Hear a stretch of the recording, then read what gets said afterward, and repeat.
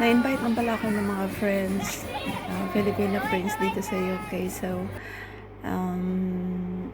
wala, nag-try lang ako na umatin-atin sa, actually, hindi namin sila kasama sa work kasi iba yung work kasi ini-invite lang. Pasalamat lang din ako na in-invite ako kasi para maranasan ko rin yung mga party-party.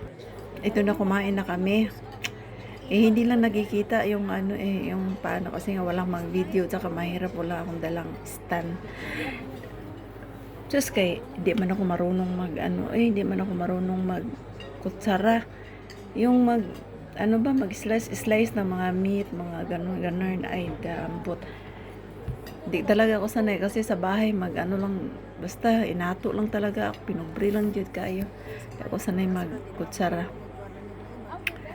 So, ito na guys, yung mga yung pagkain ng British beef yan sa akin. Sa mga nila dito, sa mga pagkain, hindi talaga mawawala yung yung potatoes, carrots, mga ganun, tapos mga steak, mga ganun. So, nasa sayo naman ang marami ng pagpipilian na foods, tapos may mga tawag nun, pudding.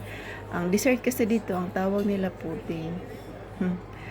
So, nung una, di ko alam kung ano yung pudding kasi yung pudding sa Pilipinas, di ba? Pudding sa Pilipinas, yung yung tinapay na yung ang tawag ng tinapay, basta pudding. Ang dito pala yung pudding ay dessert. So, limited na yung pagbi-video ko guys kasi nga bawal mag-video, lalo na yung makukuha yung mga British na people. Bawal yan sa kanila ang mag-video. So, hindi lahat ng bansa ay pwedeng mag-video. Dito hindi pwedeng mag-video, lalo na pag nabibidyohan mo yung bata, naku, mapulis ka talaga.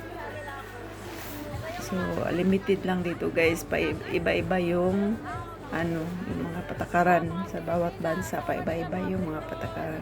Anyway, ito mga Filipinas, ang isa nito nasa kabilang town siya, tapos ang iba naman nasa isang lugar, tapos hindi kami ilan lang yung magkapitbahay. So guys, yan na lang siguro yung voice over ko guys, is hindi man ako marunong mag voice over.